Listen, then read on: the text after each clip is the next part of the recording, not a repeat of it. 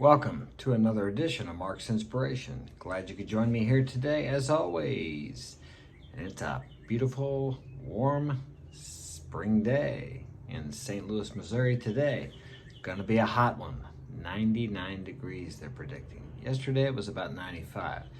So it was a little warm working outside, but we made it. Had to turn down the AC and I actually bought a unit for my room to cool it down even more. Had my son put that in for me. But today's topic is going to be, do men really need women? And do women really need men? Okay, that's a controversial subject. A lot of women nowadays will say that they don't need men. They can make it on their own. Is that true? Well, let's think about it. Who builds the houses? Who works in the pipeline industry? Who does the ironwork, builds the tall buildings? How many plumbers do you know that are women? I mean, you could go on and on about the jobs that men do that women don't want anything to do with. So, it's obvious that women do need men. Now, do men need women? Of course they do. How would we perpetuate as a species, where they're not women, to have children and to take care of them? Because a woman, in general, these are all generalizations, okay? There are a few women out there that can work in the oil rigs, that can work in the high ironwork, skyscraper buildings, who are plumbers. I don't know any personally. There are women in the construction business, but it's few. I would say less than 1%. I could look up the statistics. Maybe it's 2 or 3%. I'm not sure, but if you check that, you'll probably find that it's somewhere right in there. Okay, women do not have the physical strength nor the emotional strength that men have. How many women fight in the wars? Few. Now there have been some, like I said. These are generalizations. In general, mostly it's the men. Who are the ones that conquer? Who are the ones that explore? Men. Who discovered America? Men. Well, they didn't really discover it. It was always here. South America, the Americas. Men are the ones. Now there are a few brave women who discover and who explore, but in general, most of them don't do that. Okay, how many Navy SEALs do you know that are women? I don't think there are any. How many women are in the Marines? Few. Now you may say, well, that's because they won't let them in. No, few of them can pass the rigorous training, the rigorous physical and mental training that you have to be a Marine or a Navy SEAL or any of the elite forces in the services. So realistically speaking, women cannot do what men can do. They're made differently. We're not the same. Now, are we equal as human beings? Yes, of course we are. We are all equal in the sight of God, if you like, if you're a religious person or if you believe in God, divinity, nature, whatever. But as far as the strengths go and the abilities and characteristics, we are very different. And we complement each other. Okay, men are here to protect and to provide for the women. Women are here to serve, nurture, and raise families for men. Now that's not the only reason each of us are here, but primarily that is what we have done for hundreds of thousands of years. And 60 years of women's liberation is not going to change that. It's just not going to change it. We are evolutionarily programmed to think the way we think. Now, given a millennia, thousands of years, another few more thousand years, things may change in a different direction, but it takes time. We did not get to where we are and how we think and how we react to certain situations overnight. And 60 years is a small amount of time compared to how long human beings have been here on this earth. Men hunted, men gave their lives, men protected the women and the children. Even now, women need protection. They need a man. If the criminal breaks into the house, are we partners? Well, honey, last week I went down to check to see who broke in the door. This week it's your turn. No, the man is expected to get up and protect his wife, his girlfriend, his family, his kids. And if you're a man, that's your job, okay? And if you're a woman, you need to take care of the kids, raise them, and be a good mother. What's wrong with that? What is wrong with being feminine? Femininity is a strength that people almost downgrade or degrade it.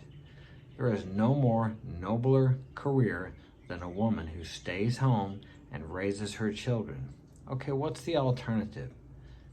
She gets a job, goes to work, and takes her children to daycare and lets a minimum wage daycare worker who she knows nothing about raise her kids. For 8 to 10 hours a day, 5 days a week, or whatever it is, they're picking up the characteristics of whoever these women are that are taking care of them. Is that what you want? And to be able to do that and to justify doing that, a woman needs to make $50 to $75 an hour, because if you figure the cost, they have figured the cost of what it costs for a woman to go to work as in compared to if you have 2 or 3 kids and raise them. The problem with that is too, is a woman who does choose to stay home and raise her kids, because one of my ex-wives stayed home and raised the kids for quite some time. And people would ask her, well, don't you work? We had 3 children at the time. She nursed those kids, did a great job taking care of them. And it's like, it's 24 hours a day, 7 days a week. And they ask her if she worked or not. And I know, because after we separated, I had the 6 children. I've raised them by myself for the last 9 or 10 years. There's no days off, there's no sick days, there's no vacations. That is work. Plus, I worked too. Fortunately, they were in school. My mom was living at the time. She was able to help me somewhat. And then as they got older, they were able to help take care of the kids when I was working, raise each other. Or not raise each other, but I could leave them by themselves with one of the older kids. It was very difficult at first because I could not do that.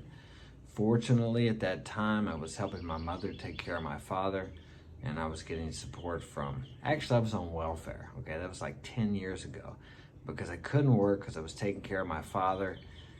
So I got money from the state to pay for food, and got a little bit of cash. If you'd ever told me I thought I would be on welfare, I would have said, no way. But there I was.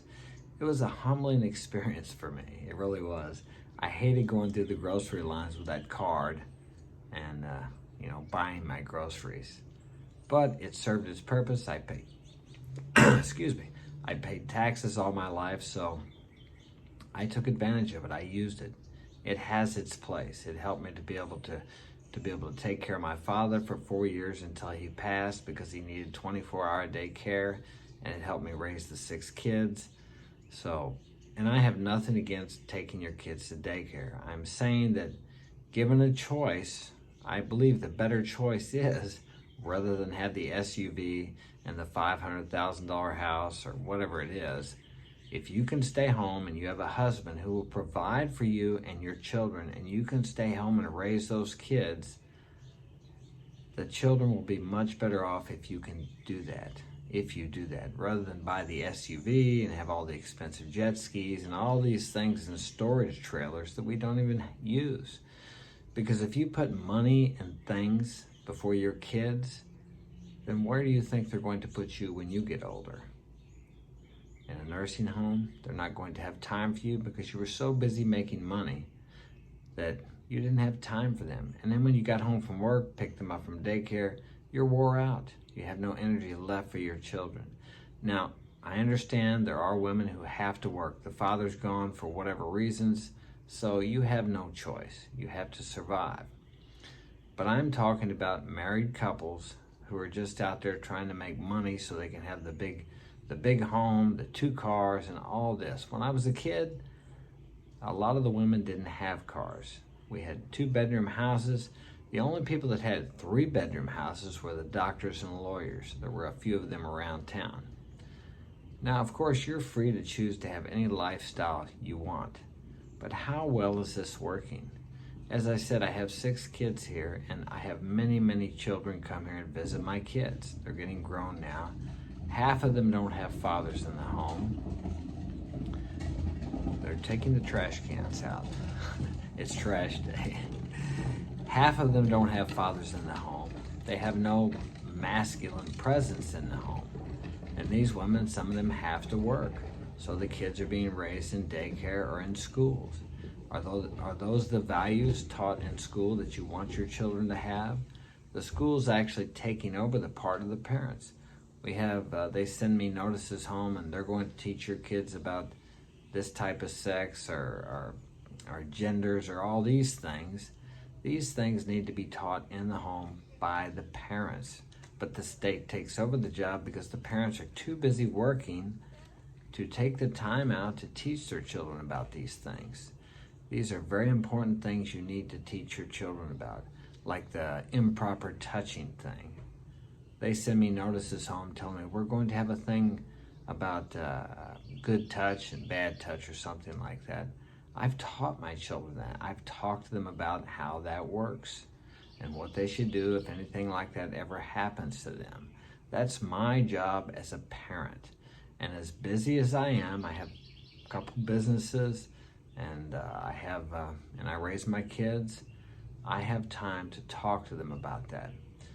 I tell my children that anytime you need to talk to me, come up here and say, Dad, I need to talk. Otherwise, I'm very busy, but I always take time out to talk to my children. Very important to communicate with your children. You can't really be friends with your children and be in an authoritative position, but you can have a working relationship with them, somewhat like friends, but there's a line there you have to draw. So all I'm saying is, if you're a man or a woman, you're very different, but you complement each other, and each of us has our place in society and in relationships, whatever type of relationship you choose to have. But it's very important for your children to see a working relationship between a man and a woman. Sometimes, that working relationship may be, dysfunctional. And sometimes it's better to walk away, because you have to remember, what kind of an example are you showing for your kids? More truth is caught than taught. What are you teaching them? So whatever kind of a couple you are, whether you're a gay couple or a straight couple, or I don't know, there's so many genders they talk about now, whatever, what kind of morals, what kind of integrity, what kind of values are you transmitting to your children? And you must allow them to grow up and to be who they desire to be, because that is the path they have. All my kids are straight, but if they should choose a different lifestyle, I may not agree with it, but I love them regardless. And that's their path, whatever that happens to be. Of course, some of my kids aren't living the life I think they should live, but that's the life they are supposed to live. That's the path they have to go down. I can't see the big picture. I don't know how it's going to turn out. So once they get of a certain age, even before they're 18, I have to allow them the freedom to make their own choices. Now, that's not to say I won't tell them what I think, or if I see that they may have trouble down the road, I need to advise them. But in the end, the decision is theirs. I can't make it for them, and thus they will either reap the benefits of that decision or the consequences of that. So that's all I have time for today. Smash that like button, subscribe, hit the notification bell, and have a great day.